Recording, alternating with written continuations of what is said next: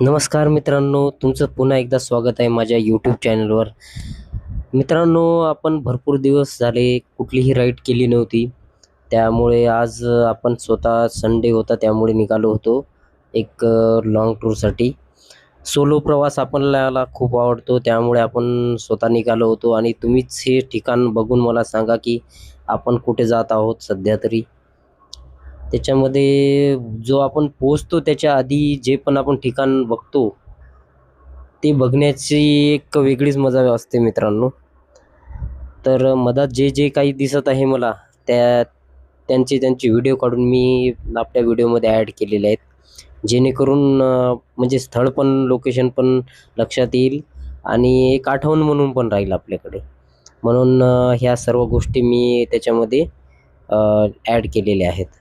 तर आज आलेलो आहो मित्रांनो आपण महाराष्ट्रातील अतिशय पवित्र आणि ऐतिहासिक अशा औंढा नागनाथ ज्योतिर्लिंग येथे. भगवान शिवांच्या 12 ज्योतिर्लिंगापैकी एक मानले जाणारे हे मंदिर हजारो वर्षाचा इतिहास सांगत उभं आहे. इथे असलेली शांतता, मंदिराची प्राचीन रचना आणि भक्तांची श्रद्धा मनाला वेगळाच अनुभव देते मित्रांनो. मित्रांनो, औंढा नागनाथ हे महाराष्ट्रातील हिंगोली जिल्ह्यातील एक प्रसिद्ध तीर्थस्थान आहे. हे भगवान शिवाच्या 12 ज्योतिर्लिंगापैकी एक मानले जाते. याला नागनाथ किंवा नागेश्वर ज्योतिर्लिंग असेही म्हणतात.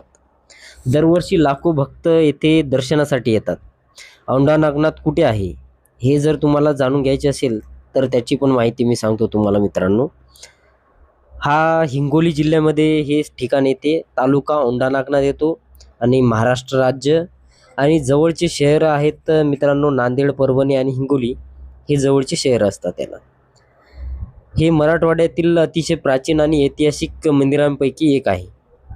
आणि तुम्हाला थोडक्यात त्याचा इतिहास सांगायचा झाल्यास, औंढा नागनाथचा इतिहास असा आहे.